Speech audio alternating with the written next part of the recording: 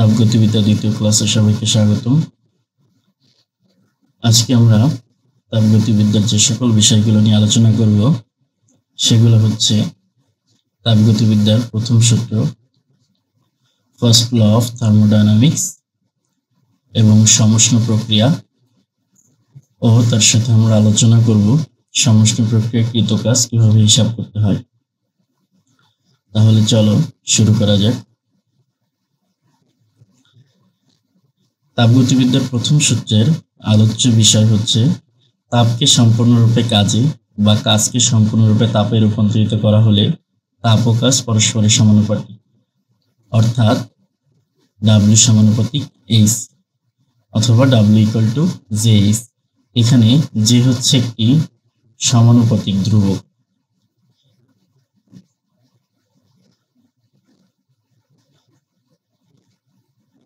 J-কে joule তুল্যাঙ্ক বলা হয়।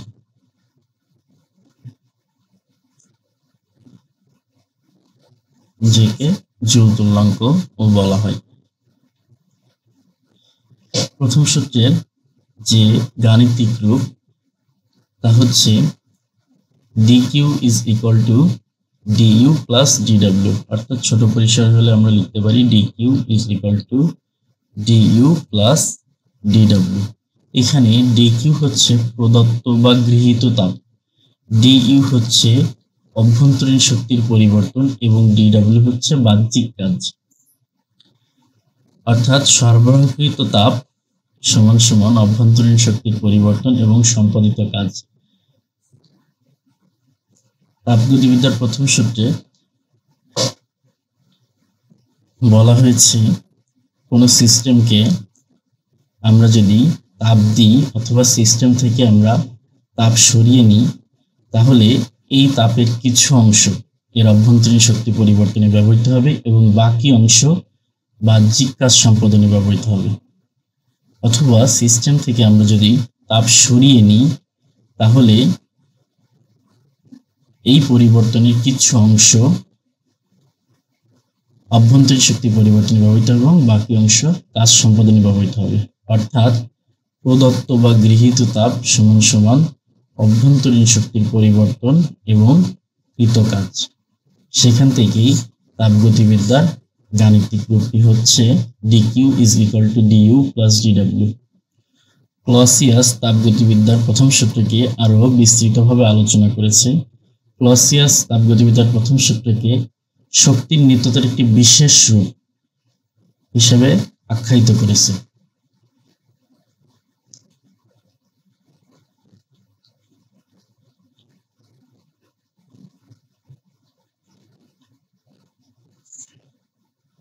এই আখ্যাটা দিয়েছে ক্লসিয়াস।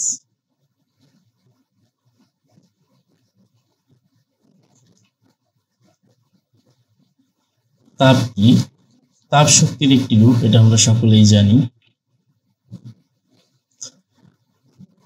এটাকে যদি আমরা খুব সহজে ব্যাখ্যা করি, তাহলে আমরা বলতে পারি তাপ দিলে গ্যাসের অভ্যন্তরীণ শক্তি বাড়ে বা কাজ করে, বা এই দুইটাই।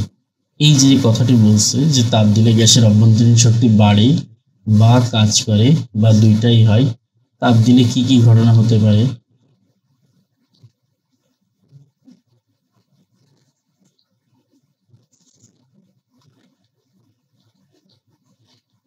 আমরা জানি dq = du + dw।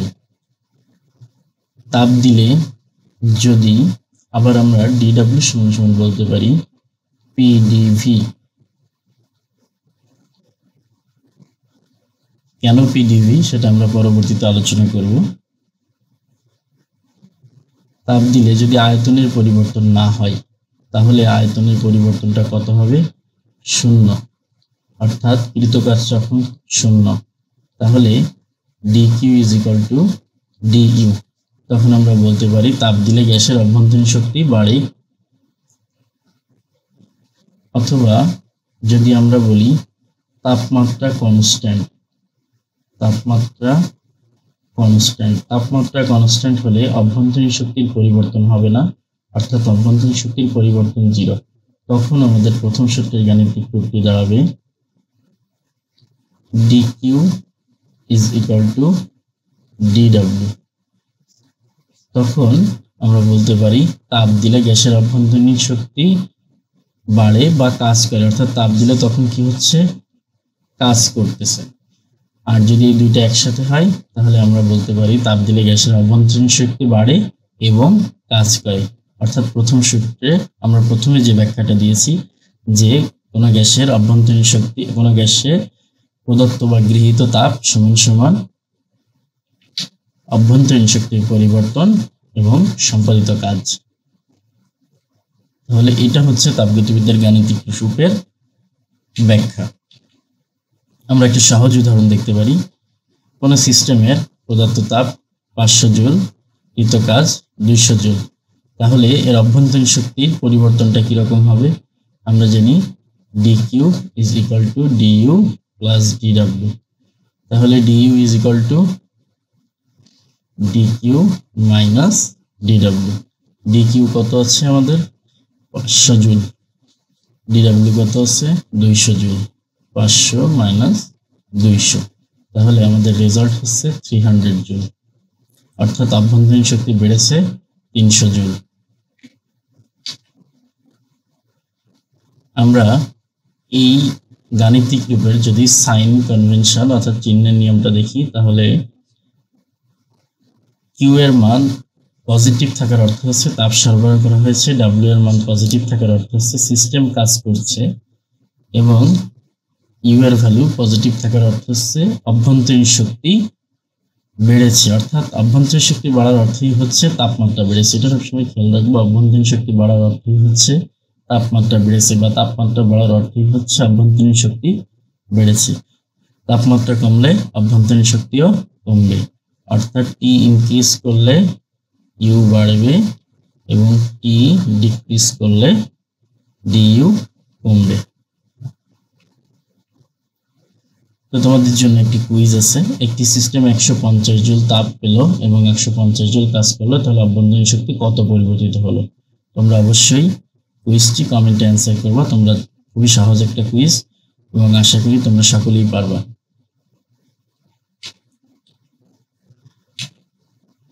তো সমষ্ণ প্রক্রিয়া সম্পর্কে আমরা এখন আলোচনা করব। সমষ্ণ প্রক্রিয়া ইংরেজিতে বলা হয় আইসোথার্মাল প্রসেস। এই শব্দটি দুটো শব্দ মিলে গঠিত, আইসো এবং থার্মাল। আইসো এবং থার্মাল। আইসো শব্দটির অর্থ হচ্ছে ইকুয়াল এবং থার্মাল শব্দটি হিটকে রিপ্রেজেন্ট করতেছে। তাহলে আইসোথার্মাল শব্দটি বোঝাচ্ছে ইকুয়াল টেম্পারেচার, অর্থাৎ সমষ্ণ প্রক্রিয়া মানে সমান তাপমাত্রা, অর্থাৎ তাপমাত্রা এখানে কি থাকবে? ধ্রুবক থাকবে।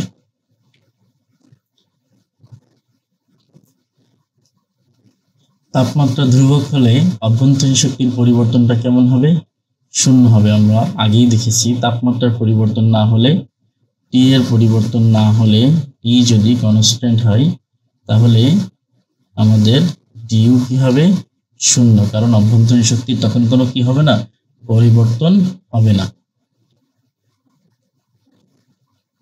তাহলে প্রথম সূত্র মতে আমরা দেখতে পাচ্ছি dq equal to du plus dw, অভ্যন্তরীণ শক্তির পরিবর্তন শূন্য, অর্থাৎ dq is equal two dw।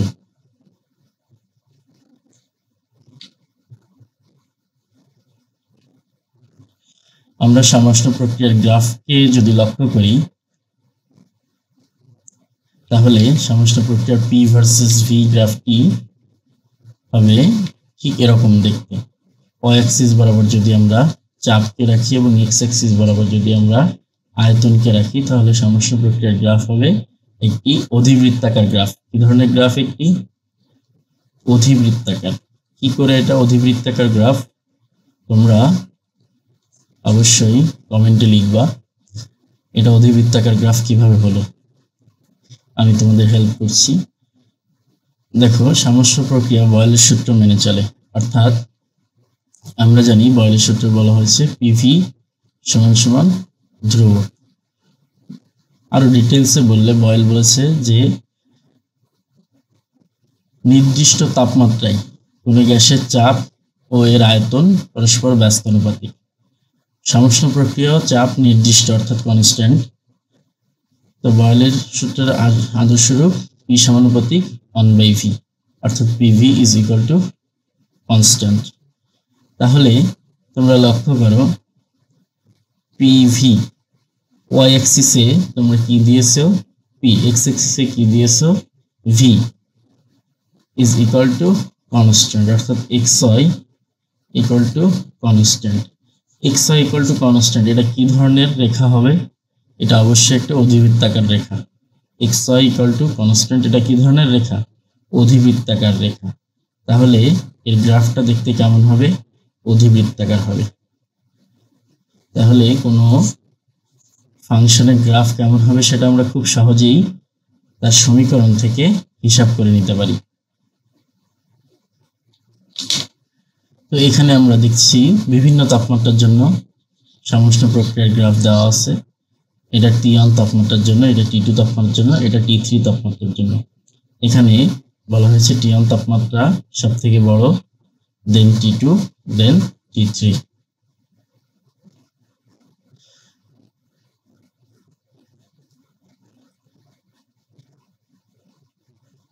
সমষ্ণ পরিবর্তনের শর্তসমূহের দিকে যদি লক্ষ্য করা হয় তাহলে তোমরা দেখতে পাবে গ্যাসকে অবশ্যই তাপ সুপরিবাহী পাত্রে রাখতে হবে, তাপমাত্রা উচ্চ রাখতে হবে, চাপের পরিবর্তন ধীরে ধীরে করতে হবে, তাপমাত্রা স্থির রাখার ব্যবস্থা থাকতে হবে।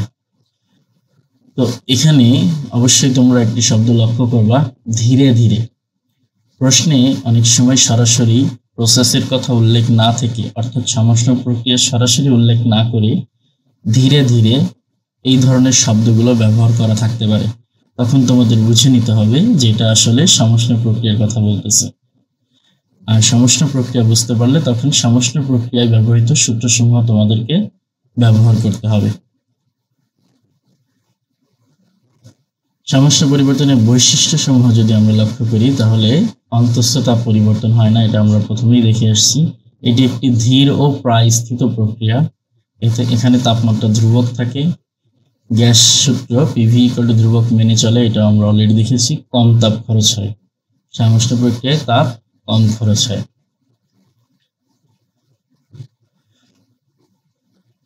তো এখন আমরা সমষ্ণ প্রক্রিয়া কৃতকাজ কিভাবে বের করে সেটা লক্ষ্য করব। তোমরা প্রথমে এই গ্রাফটার দিকে লক্ষ্য করো। এখানে পি ভার্সেস ভি একটি গ্রাফ দেওয়া আছে, যেটা পয়েন্ট এ থেকে পয়েন্ট বি এ একটি সমষ্ণ প্রক্রিয়া দেখানো হয়েছে। তো এই গ্রাফে খুবই ছোট্ট একটা অংশ নিয়ে যদি আমরা আলোচনা করি, অর্থাৎ এতটুকু অংশ, যেখানে এর থেকেও ছোট তুমি বিবেচনা করো, যেখানে চাপটাকে আমরা ধ্রুবক ধরে নিতে পারি, অর্থাৎ ওই যে অংশটা নিয়ে আমরা কাজ করব সেই অংশে চাপের কোনো পরিবর্তন হয়নি, এমন একটা অংশ নিয়ে আমরা কাজ করতে পারি। তো তোমরা এটাকে আরেকটা ছোট করলে তোমরা দেখতে পাবা যে এখানে এই অংশটুকু যদি বিবেচনা করো,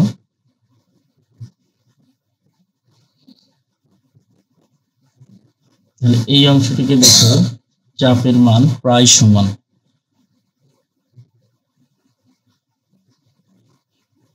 তাহলে এখানে আমরা বলতে পারি চাপটি অলমোস্ট সমান। তাহলে আমরা কৃতকাজ বলতে আমরা কি বুঝি?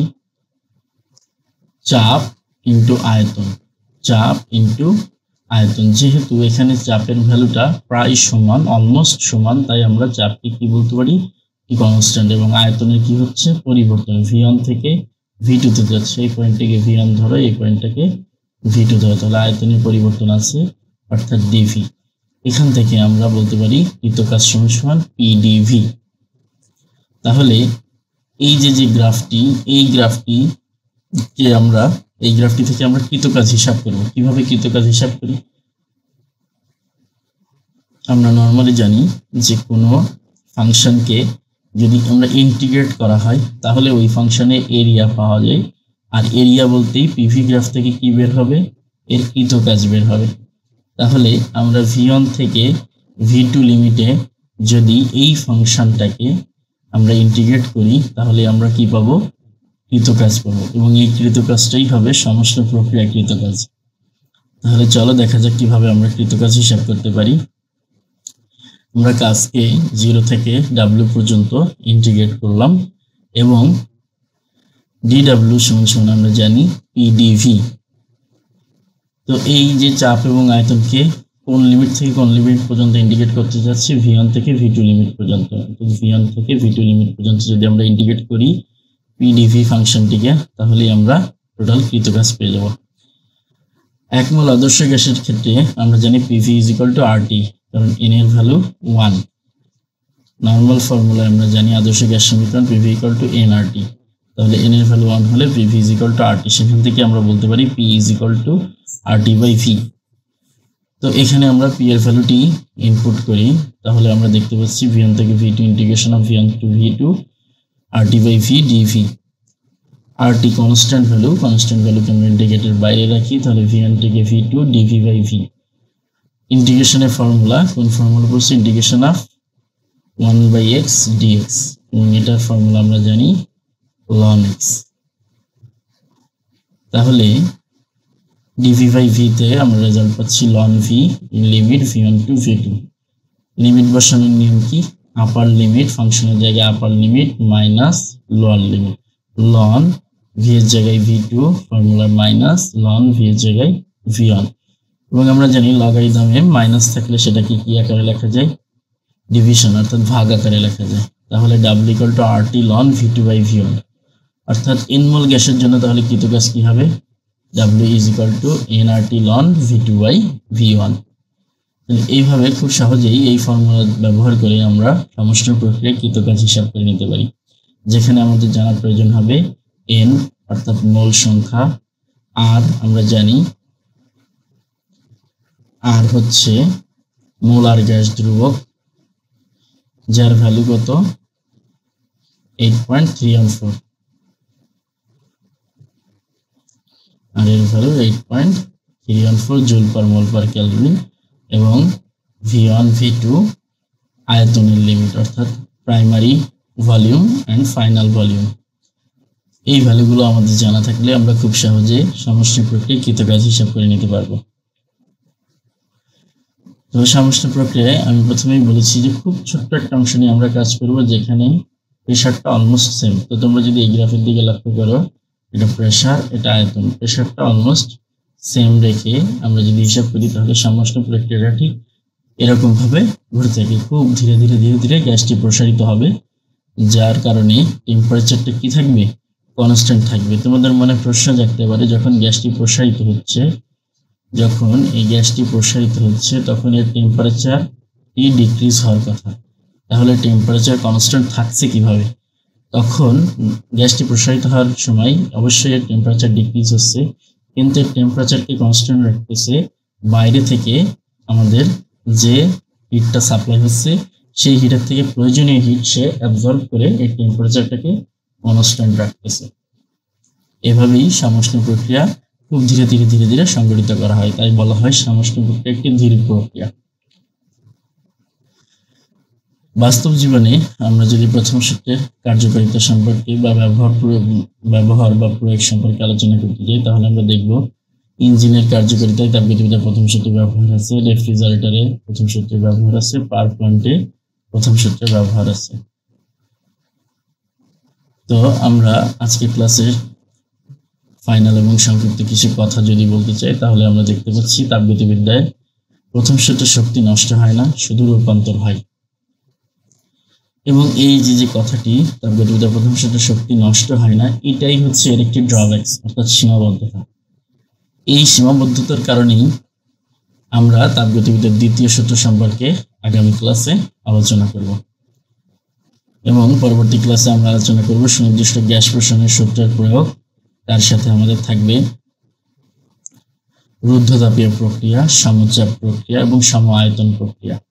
ভিডিওটি ভালো লাগলে অবশ্যই লাইক শেয়ার ও সাবস্ক্রাইব করতে ভুলবেন না। ধন্যবাদ সকলকে।